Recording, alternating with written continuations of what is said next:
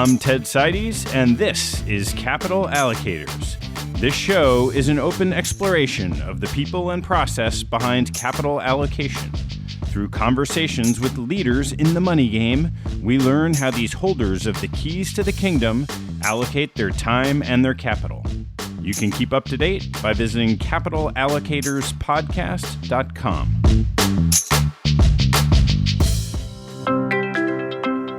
In January, James Aitken told me, "It doesn't matter what you think about ESG. The clamor will only increase, fund flows will accelerate, and we need to set our cynicism aside and be mindful of the consequences. It's going to be with us for a long time to come." Ever since, I've grown increasingly curious about the megatrend of sustainable investing. Climate change dominated the discussion at Davos a few weeks after, and social issues about the treatment of workers are front and center since the onset of COVID-19. This mini-series, Sustainable Investing: The Next Frontier, is my effort to learn alongside you through conversations with serious, passionate practitioners in the field. For the next month, you'll hear conversations twice a week in a familiar style and format, all focused on this important investment area. My guest on this, the 8th episode of Sustainable Investing: The Next Frontier, is Lauren Taylor Wolfe, co-founder and managing partner of Impactive Capital, an activist hedge fund that engages with companies to drive long-term sustainable returns. Impactive employs a breadth of tools common to activist strategies, working with management teams on capital allocation, operational initiatives, and capital structure, and adds material ESG improvements as a key component of the long-term future success of its portfolio companies. Our conversation covers Lauren's early interest in investing, her path to founding Impactive, and her investment philosophy. We touch on Impactive's 4 key investment criteria, examples of ESG activism in a hotel, an auto dealer, and a wastewater business, evolution of interest in sustainability from management teams, the value of long-duration capital, and perspectives for women in the industry. Before we get going, I wanted to let you know that we've added behind the episode email to our premium content. Each week, we'll let you know the backstory of the episode, key takeaways, favorite quotes, and what's coming up on the show.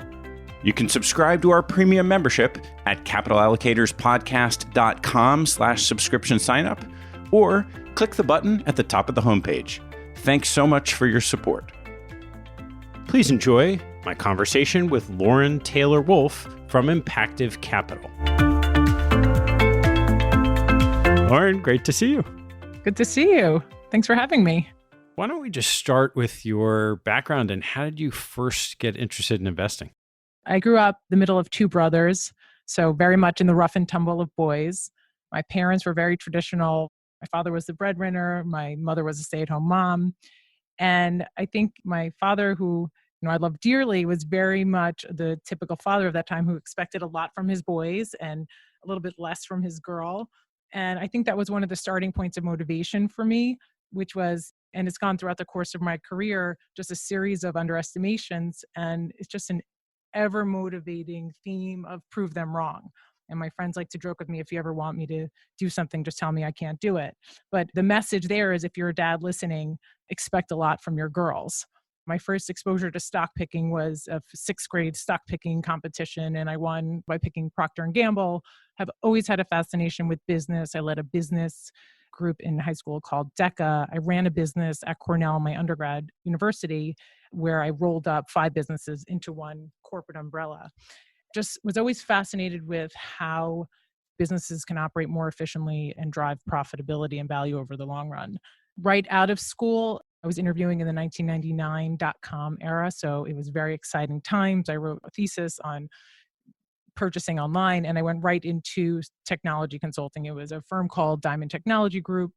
Really McKinsey folks meet Accenture folks, and their clients were Amazon and Zebra and others. And my clients turned out to be the big investment banks. So I went to go work with, my clients were Goldman Sachs and Morgan Stanley and the Kansas City Federal Reserve. And so I really got interested in finance, and I was getting ready to go back to business school, and I met a gentleman who was really investing his own capital. He ran a family office, and I started challenging him on some of his technology investments.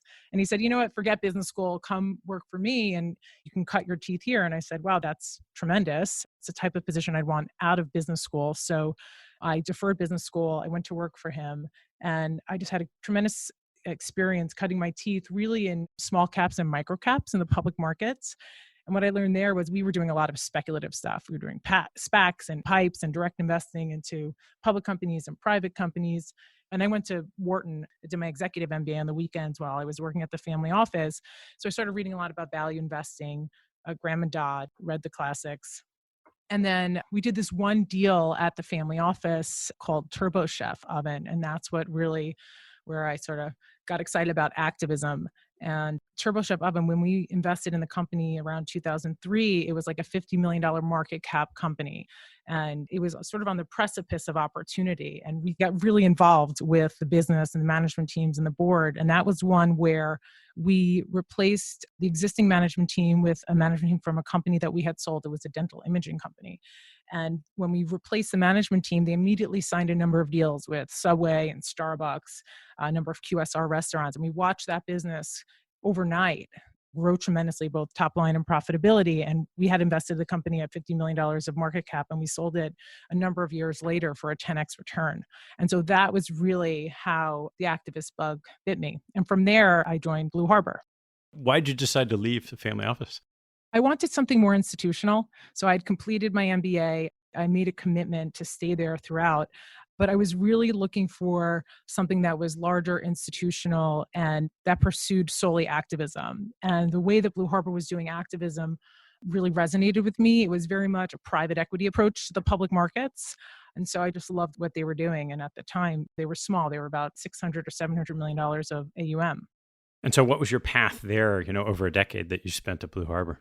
It was an incredible experience. So again, I spent a decade there investing in all sorts of companies. So we were generalists at Blue Harbor, but I spent most of my time looking at consumer businesses, technology businesses, business and healthcare services companies, and learned a ton about building consensus, learned a ton about garnering influence with a management team and a board to pursue the ideas that you were proposing. And I learned a lot about backing really high quality management teams and about distinguishing between high quality businesses and low quality businesses. And so I think one of the key takeaways, and there were a lot of takeaways from Blue Harbor that informed how we structured Impactive, but one of the key ones was around making sure that we're always backing high quality businesses and high quality management teams. What's your definition of those two? Sure. So a high quality business for Impactive is a business that has pricing power. The businesses where the moats are widening, and they generally can generate higher incremental returns on invested capital. And so we look across industries and businesses for companies, again, that have that pricing power, that are the dominant players in the industry and in their end markets. Where do you find markets miss those types of businesses? I think a lot of it is around the time. So just to take us a step back, Impactive was put in business by Blue Harbor's largest LP, CalSTRS. And we were very lucky. They backed us with 6-year capital, which is unusual in the public markets. And that really allowed us to pursue what I think is one of the last areas of competitive advantage, which is our time horizon. So at Impactive, we have 4 key criteria that we look at in our investment strategy. They're all pass fail. So every one of the companies in our portfolio must pass this. It's quality, valuation, time, and activism. And so we just spoke a bit about quality. Valuation is we're looking to underwrite high teens to low 20 IRRs. We generally like a 3-to-1 risk reward on entry. And I think what you're getting to is that everyone's looking for a high quality business at a very attractive valuation. How on earth are you distinguishing yourself? And I think it's because our time horizon, whereas there's so much short-termism in the market today, we can look out over a 3 to 5 year period and think about, will this company be worth 2 to 3x, or how can we help this company be worth 2 to 3x? And so oftentimes our opportunity sets come where there's a very highly compounding business and there's a hiccup, and we're able to sort of pounce on that opportunity. because we have a longer term time horizon. So many of our opportunities are ones where everyone agree this is a very high quality business. It will certainly be worth much more 2 to 3 years from now, but they also think certainly it's going to be flatter down by the end of the year. And because that's when they're compensated, they generally stay out of that position. And that would not be the case for us. Therein lies our opportunity. And so that gets to our fourth, which is activism. So our activism is we use the traditional activist toolkit, which is predominantly a capital allocation oriented toolkit around strategic initiatives, capital structure initiatives, and operational initiatives. And then we added sort of a fourth leg, and that's ESG initiatives that drive return. And so when you think about it, activists in the past have looked at ESG almost with a risk orientation, so a risk lens. And it became clear to me a number of years ago that ESG can be used as a critical tool to drive business durability and to drive sustainability. And I think today there's a lot of discussion around ESG. It's in every headline.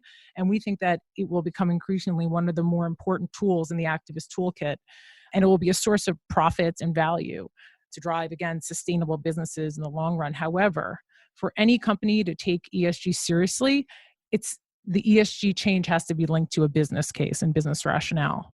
Why don't you take me through an example or two of particularly that ESG lens and how you would apply it to a business to sort of improve what you see as economics and returns for the long term? When you look at some other investment firms, they'll have like a dedicated ESG analyst. We don't have that in Impactive. The ESG analysis is part of the DNA of the investment team. And so when we look at any investment opportunity and we think about the activist levers to pull, we look at the same way that we would evaluate and measure, oh, this company should pursue this spin out or it should do this levered recap because of the profitability and value it can drive over the long run. We do the same thing for ESG change. Our first point of triage, so there are a number of tools and frameworks out there, but we really like the SASB materiality map, which breaks down environmental, social, governance, change and leadership, human capital. And we look at the materiality map, which is based on industry and sector, and then we decide, do we agree with these items that SASB is saying is material for this business in this industry in this sector? And if so, if we agree with it, what is the highest level of priority in terms of the levers that we can pull to drive the highest return for that specific business? So another way to look at it is if you take a Venn diagram and you look at all the potential ESG change that a company can pursue in one circle, and then all the positive MPV projects that a company can pursue in another circle, Impactive focuses solely on where those two circles overlap.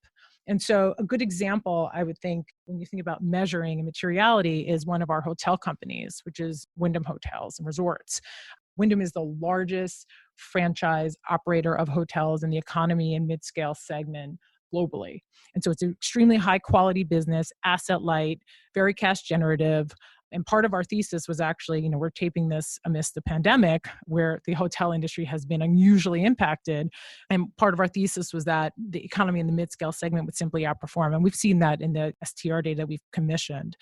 When we thought about the activism for this business, it's very cash generative. There are a number of opportunities for them to deploy capital in a highly accretive, high returning manner. On the ESG side, we focused on the environmental segment for Wyndham. And if you take a step back, the hospitality industry spends roughly $4 billion annually on energy. That's driven predominantly by lighting and HVAC systems. And energy for the average hotel, it costs about $2,000 per room. For the Wyndham franchisees, that's about a 10% or so cost to operate. And so we worked with the company to think about products that they can implement for their franchisee locations. And we had to be very careful about which products to recommend based on the payback and based on the returns. Because again, these are hotels not generating $200 in ADR, they're generating $85 in ADR. But we put together a package of LED lighting, motion sensor detectors, smart HVAC systems where the paybacks, and they disclose their paybacks, by the way, in their corporate social responsibility report, but the paybacks are usually 1 to 2 years. Doing that, you can save the franchisee anywhere from 10 to 25% of their overall costs. So that's 100 basis points to 200 or so basis points of margin opportunity. When you step back, that's a win-win-win for everyone because Wyndham isn't expending any capital. They're simply flexing their muscle in terms of their purchasing power. Their franchisees have an outlay, but it's associated with almost an immediate return and a margin enhancement opportunity. And so you have the franchisees loving it because they're generating better cash on cash returns. And you have Wyndham benefiting because they are more likely to attract the marginal franchisee because of those more attractive returns relative to their peers. So that's one area that we pursued where the measurement is really based on their ability to attract more franchisees. Another one was the simple towel and linens. You can get points for forgoing the washing and cleaning of towels and linens every time. And that's also a win-win for the guest because the guest is getting 500 loyalty points for forgoing the cleaning up their linens. The franchisee loves it because he has or she has a tremendous savings on their overall spending to clean all the rooms. And then Wyndham benefits because there's user engagement in the loyalty program. So it encourages more guest stays, which drives more RevPAR, which drives profitability to the bottom line. As you work through these, how do you go about measuring that, call it impact on the business, to sort of first present the case to management and then see that it's working? Because ESG is really in its infancy, and most management teams are trying to figure out for themselves what's most important and what to focus on, we are putting forth proposed return opportunities based on our assumptions, the same way that we put forth return opportunities based on our assumptions around capital allocation. And so in these cases, there's a number of different examples I can give across our portfolio where we are trying to quantify if you make this investment, and it's usually an investment of small amounts of capital and some time in pursuing this specific change, you have the opportunity to drive profitability, like we mentioned with Wyndham, or you also have an opportunity to lower your cost of capital as there are growing pools of capital interested in ESG specific products, both on the equity, but also the credit side. Typically, the markets in any name tend to focus on a few key aspects of what's going to drive a business. How do you think about where the markets will respond to something that, in the case of Wyndham, that is incremental economics and it's good, but it may not be a big driver of profitability or returns? The vision for activism is you're looking to make a company more competitive over the long run.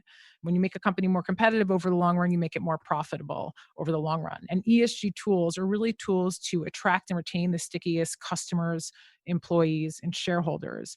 Doing those three things will improve your profitability. When we think about measuring and guiding companies towards ESG change, we really focus on those three metrics. How can you lower your costs of human capital? How can you lower your costs of capital to finance the business? And how can you lower your customer acquisition costs? And that's usually how we're defining it. Many of our management teams and our boards start out somewhat skeptic around making ESG change. When you take a step back, you have the three large passive companies, right? The passive institutional allocators are BlackRock, State Street, and Vanguard. They own anywhere between, call it 20 and 30% of every public company. And they have these large and very thoughtful investor stewardship groups that are requesting change and engaging at the senior levels of both the management teams and the boards. And they might have 10 or 15 ideas for ESG change. And of those, call it 10 ideas, 5 might be value neutral, 3 might be value destructive, a waste of time or a waste of capital without returns, and 2 might be value accretive. And our role at Impactive is to really focus companies on those items of ESG change that are value accretive and to prove to the companies it's worth their while. What's an example of something where you've put in the portfolio a type of business that someone might not think has that kind of ESG lens? I have a great one. So one of our biggest positions is a company called Asbury Automotive, and it's the 7th largest auto dealer in the US. And just thinking through our quality, value, time, and activism, Asbury Automotive is extremely high quality business. They're effectively locally granted monopolies, but it's really misunderstood. So we were buying the shares at 6 or 7 times earnings. And people, when they think about auto dealers, they don't think great ESG players, and they think very cyclical businesses. But when you peel back the onion and really get to know these businesses, the vast majority of their profitability, of their EBITDA, 2/3 of their EBITDA is driven by the parts and services business, which is a sticky business. It usually is recession resistant, and we're seeing what we believe are secular tailwinds to the parts and services business, meaning cars have become incredibly technologically dense. They're more silicon than steel nowadays. And so a fender bender 5 years ago, Geico would tell you, take your car to the mom and pop collision center nearby and they'll be able to fix it and move on. Well, today a fender bender costs far more because of, again, the body of the car being so technologically dense. You simply have to go to the auto dealer to refit and repair those businesses. And so we got very excited. It also is, when you look at Asbury, it's, a business that has just under 30% ROICs over a cycle for the past 10 or 15 years. And a lot of that return is coming from the parts and services business, which has far north of 50% ROICs in our estimation. And so we peel back the onion and we say, what can Asbury do from an ESG perspective to really drive incremental profitability and value? And the main issue challenging that overall industry, both for the collision players as well as the auto dealers, is a labor shortage. And when you really investigate the labor dynamic within, primarily for auto technicians or mechanics, you realize there are far more mechanics retiring than they can attract fresh new talent to the space. And so we got really curious about why that was. And we started to look at the complexion of the labor force. And what we realized was, if I asked you, Ted, what percentage of mechanics do you think are women? What would you guess? I would guess quite low, but 5% or less, maybe 2%. I don't know. It's about 2%. So 2% of auto mechanics are women. And what we know from any macroeconomic data, or even other industries like construction or healthcare, is that when women participate in the labor force in a greater rate, productivity improves, output improves. And so we thought about, how can we investigate ways to get women more involved to solve their technician problem? And so we worked with the company. I think the company is the first publicly traded auto dealer to offer disability and paid maternity leave to mechanics. They're moving to a 4-day work week. They're going to flexible shifts. And this is very helpful, particularly for attracting women, because the burdens of childcare and elder care disproportionately fall on the shoulders of women. So this all sounds good. And that investment in moving to a 4-day work week and offering special benefits, they also offer long tenured mechanics equity opportunity. And this is the first time these professionals have ever been able to get equity in their business. It changes the culture of the business. It also has allowed them to attract and retain more technicians to their auto dealers. And importantly, what it's going to do is allow them to drive greater growth in the most profitable portion of their business that is capitalized at the highest multiple. And so you can look at, over a long period of time, if they can improve, for instance, the utilization in their bays. The average utilization in a parts and services bay is about 50% across dealers. If they can improve that utilization just 10% by attracting and retaining more mechanics, and particularly women, they have an opportunity to drive their enterprise value high double digits. So call it 15 to 20%. As you roll these up, I'm just curious, what does your portfolio look like in terms of number of names? So our portfolio construction, we have about 8 to 12 positions at any point in time, each 8 to 12% of the AUM. And so today we have about 10 positions, almost half of which were put into the book between March and April of this year during the pandemic. So we are very much busy and actively at work. A lot of times you think about activism as a discipline. You think about taking companies that are underperforming and trying to make them better. When you think of that ESG lens, how much are you trying to find good stewards of ESG compared to those where maybe they're not as good and you can get them better, or they're doing fine and you just find areas of improvement? Sure. So I think there's naturally a high correlation. The higher quality management team running the higher quality business tends to get the benefits of positive ESG improvements. And some of the things that we learned were where activists sometimes encounter pitfalls is when they invest in low quality businesses and pursuing some short-term change. And that might work sometimes, but usually they find themselves falling into a pitfall of having a highly illiquid position in a low quality business where time is certainly not your friend. And that overall can diminish the overall value of the portfolio. Now, with ESG specific change. I would say we're in such early days. Specifically, we target small cap companies. So you don't find very high quality management teams and businesses that have perfect ESG scores. There's always opportunities for improvement, I guess, is what I would say. And especially since there's just, again, we're in the infancy of this type of investing, I think you're going to see more and more companies try to stand out and have high signal to noise in terms of the value that they offer. Where do the conversations that you have with management teams run against resistance in this area? I think it's changed a lot over time. 10 years ago, I don't think management teams would have listened to you at all. For most activists, it was really when you break apart the environmental, social, and governance change, it was always a governance conversation. And today, I think good corporate governance is simply good corporate hygiene. And so management teams get that. I think they're starting to listen now around the environmental and the social side of things. I would say, I can tell you a story. One of our investments, on our first meeting with the CEO, before we had taken any stake, before we could even introduce ourselves, he had a whole story prepared for us on why he was good for the world and why he was good for his society.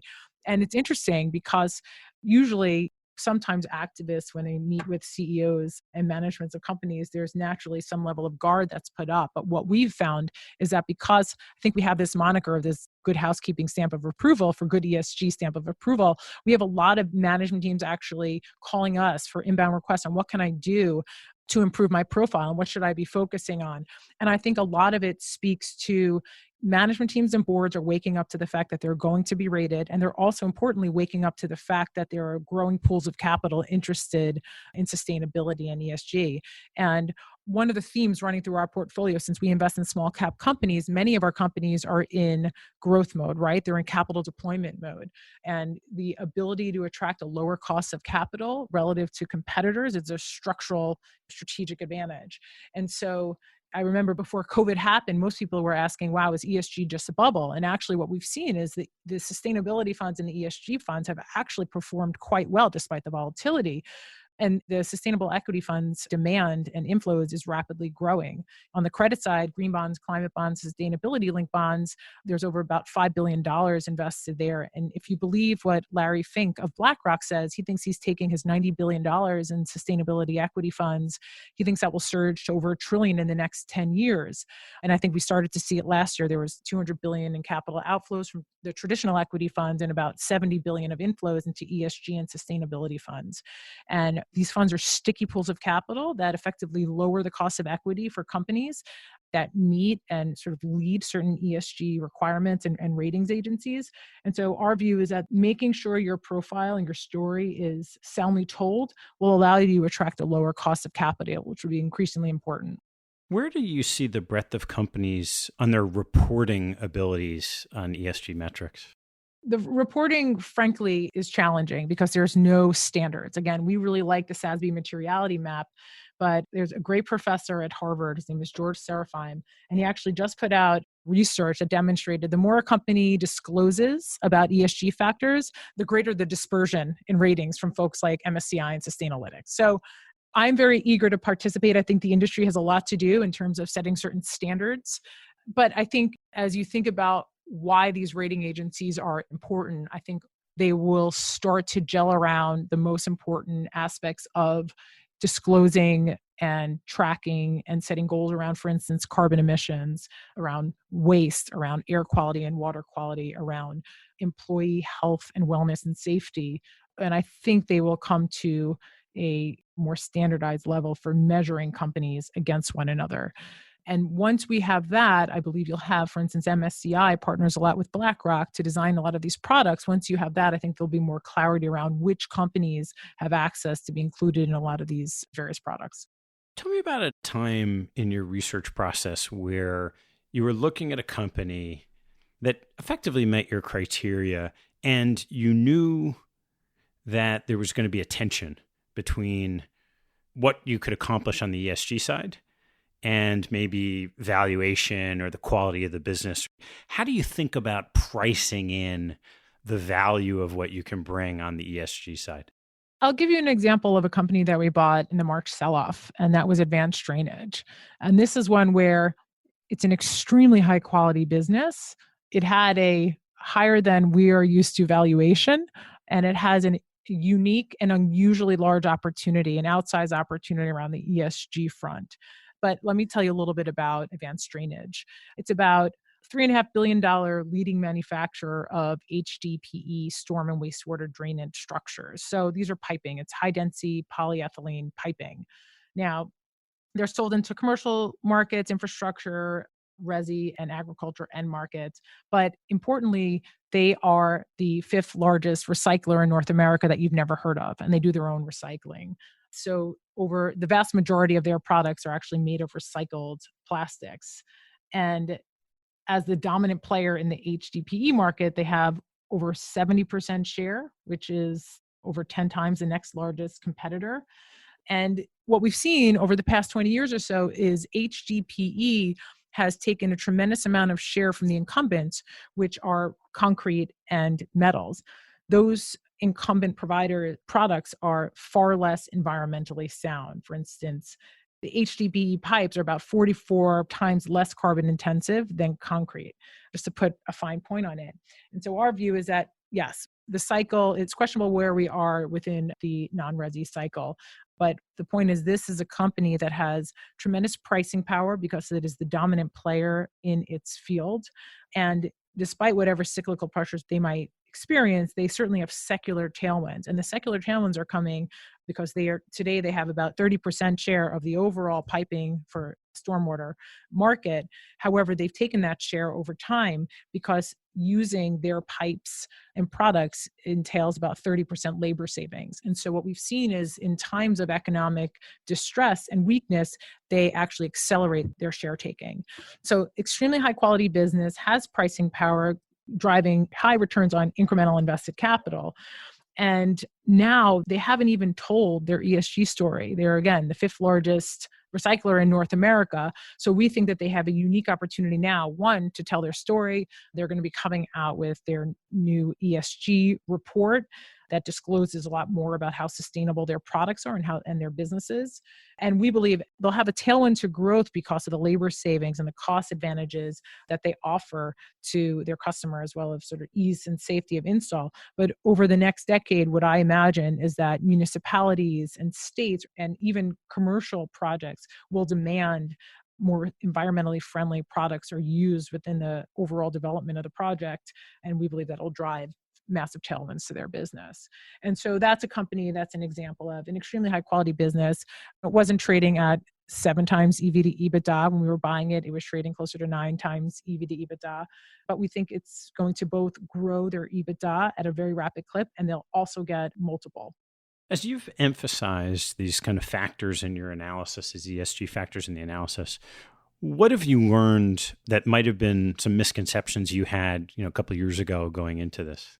I thought it was going to be much harder to convince companies to focus on ESG change. And I think they really are adopting change in a much more rapid pace than we would have anticipated.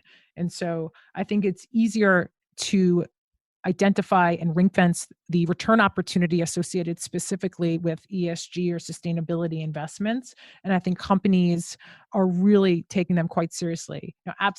We started seeing this going into these were certainly hunkered down and focused predominantly on cash flow and liquidity and shoring up their balance sheet. So the conversation around sustainability and ESG never stopped. And the investments in these types of funds that cumulatively will generate value over a very long period of time. And I think if we fast forward 10 or 20 years from now, we're not reverting back. We're not going back to the time where, the environmental and climate change is not going to be a focus. Our vision at Impactive is that while we might change one company because we can help it with capital allocation and ESG in a way that allows it to attract and retain the stickiest customers, employees, shareholders, will make it more competitive, will make it most profitable in the industry. Over the very long run, multi-decade period, not only have you changed a company, but you've changed an entire industry because all the competitors have to follow suit. And so that's the long-term vision. And I think the misconception was that it would take longer for companies to realize that, but I do think that they are realizing it, accepting it, and acting upon it in a much more expeditious manner. You can put the same ESG, to some extent, lens on your own business. and something we had talked about when you were launching. What have you found about the positioning of your fund in the marketplace? I think there's skepticism because in the past, what ESG funds were mostly inclusion exclusion funds. I'll only invest in companies that are solar or clean energy, or I won't invest in companies that do gaming or gambling or oil and gas. And naturally, when you limit your universe of investment opportunities, you're going to limit your return opportunities. And so we flipped it on its head and we said, no, we want to be the catalyst of change that we want to see. And we think we can drive returns by doing so. And so I think there was naturally in the market a negative predisposition to ESG funds because of that. And I think we're really just getting started. There's a tremendous amount of demand. I think sustainability funds demonstrating that they can outperform in times of volatility and over long term in the market is going to stand out. And I think in the US, at least, in Europe, they're much farther ahead. But as I mentioned about the flows, I think we're going to continue to see tremendous flows that are interested in ESG and sustainability funds that are pursuing these strategies in a thoughtful manner. And if this trend that we're seeing of more interest ended up being wrong, we're 5 years from now, we say, wow, that really didn't happen. What are the things you think could derail it? So the inclusion exclusion funds taking in more capital and generating subpar returns, or the folks like us who are pursuing it, frankly, just not putting up returns. So we'll lose the flows, and we should, frankly, right? So I think that there has to be, you can't pursue ESG for ESG's sake. You have to pursue it because it drives business value over the long run, and you have to be able to demonstrate the business value. And so if we're unable to demonstrate that business value, I think the allure of these products will definitely fall off. So as you started the business, as you mentioned with the investment in CalSTRS, you had this unusual situation where you had a 6-year horizon with your anchor investor. How do you think that's changed how you've gone about investing? We do a lot less. I know it probably sounds crazy, but we constantly remind ourselves we are in such a unique position. Again, so as way of background, CalSTRS was the largest investor in our prior fund. They had full daily transparency into the returns, and they knew which investment partner led which investment. And having that full level of transparency and knowing us individually and our character, they were able to develop high conviction quickly in underwriting us. And importantly, we're in their sustainability bucket. And so we had a lot of conversations with them about making investments for the long run and not being plagued by short-termism. And that's why having that, again, that 6-year lock capital was so important.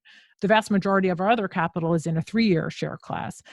And so what I think that has led to is patience, making sure that we pounce, but being able to be nimble. So Christian, my partner, and I, we're lockstep about a lot of things. We've worked together for over a decade. And there's a lot of pushback about the dual PM or the co-PM model. Someone that we both know may or not have written a book with a chapter about it. But what I would say is that when you think about Impactive's model, we're very similar to private equity. And the duration of our capital is not quite as good, but it is similar to private equity. And so it gives us the luxury to, we're not making 50 different trades a day. The frequency of our trades is very low. And what we realize is sometimes not acting is the best thing that we can do. And so we were very careful about deploying the capital.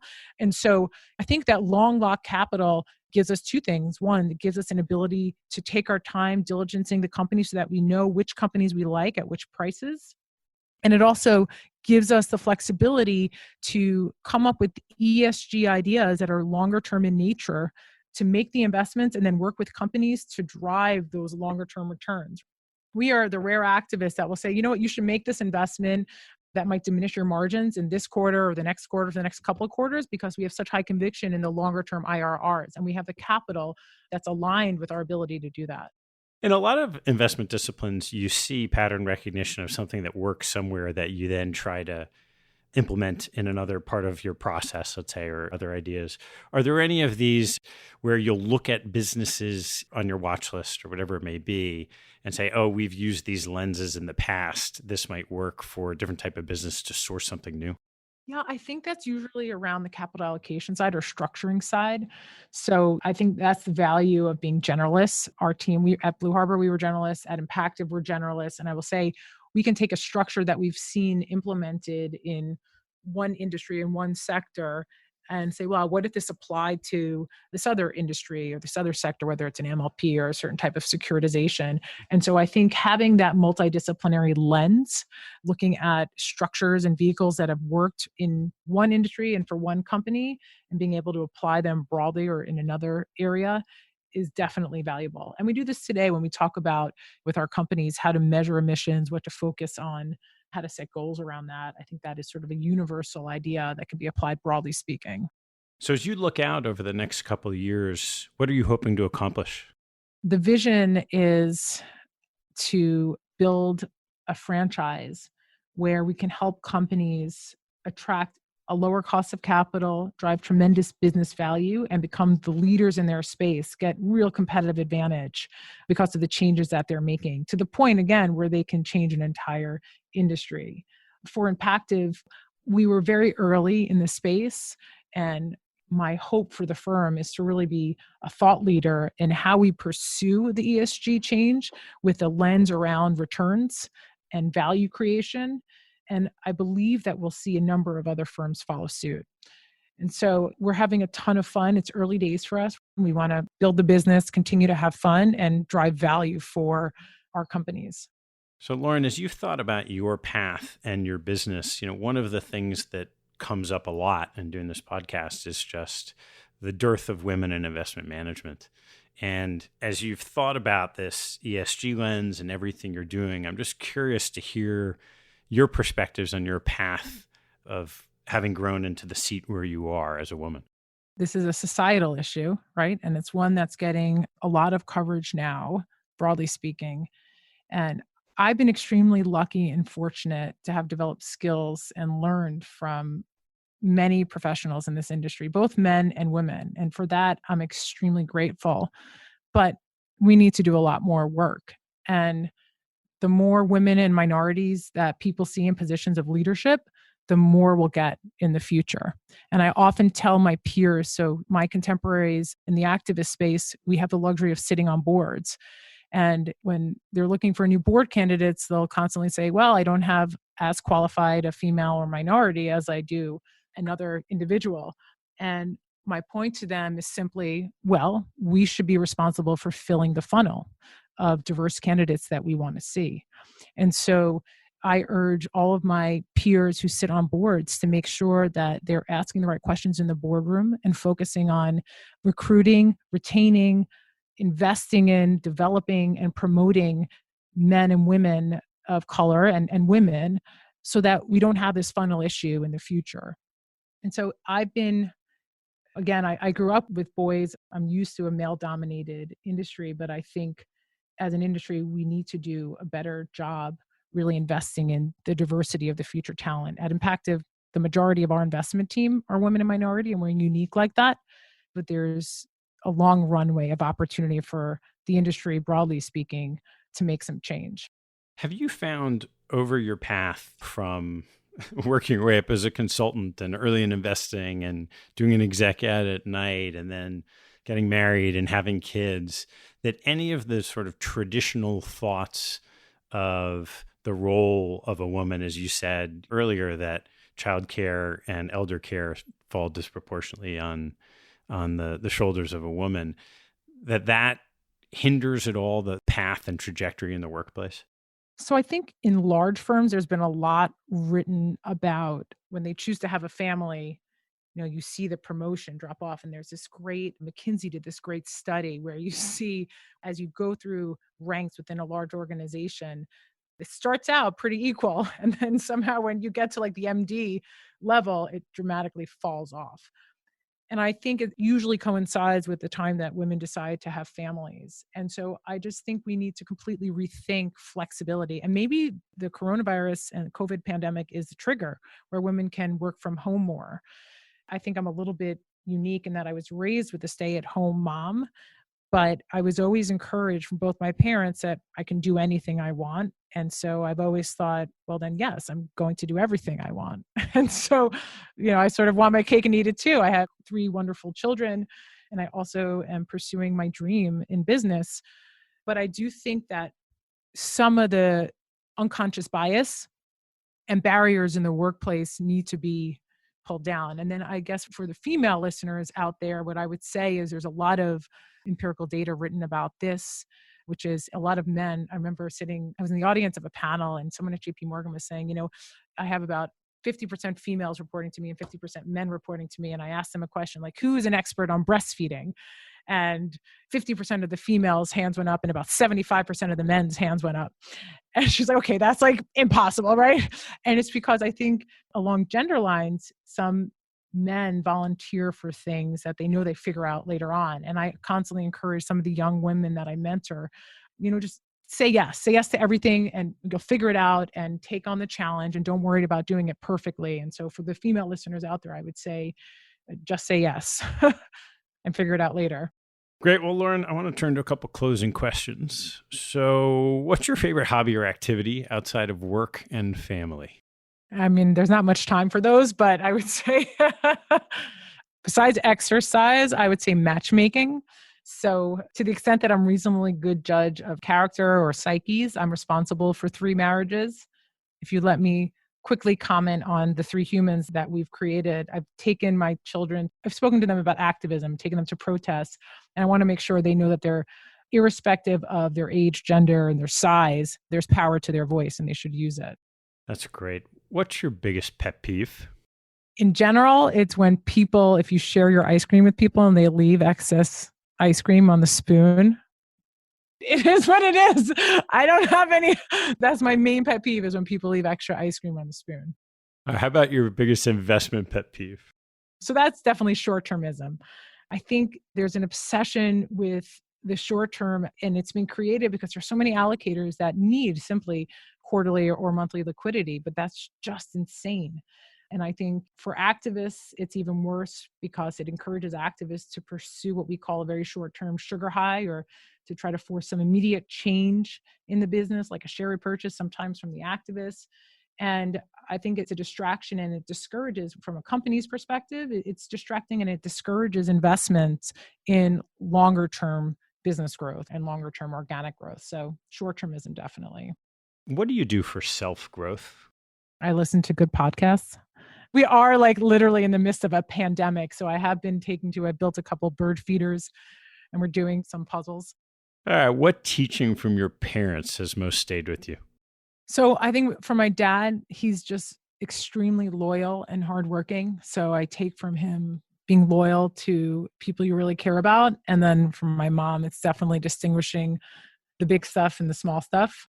All right. Last one. What life lesson have you learned that you wish you knew a lot earlier in life? Definitely take more and bigger risks earlier on in life. I think the most excitement, joy, and personal growth, as much from failure, frankly, as from success, has come from when you take risks along the journey. That's great. Lauren, thanks so much for taking the time. Thanks for having me, Ted. Thanks for listening to this episode. I hope you found a nugget or two to take away and apply in your investing and your life. If you'd like what you heard, please tell a friend and maybe even write a review on iTunes. You'll help others discover the show, and I thank you for it. Have a good one, and see you next time. This podcast is for informational purposes only and should not be relied upon as a basis for investment decisions. All opinions expressed by guests on this show are solely their own opinion and do not necessarily reflect those of their firm. A manager's appearance on the show does not constitute an endorsement or investment recommendation by TED or Capital Allocators.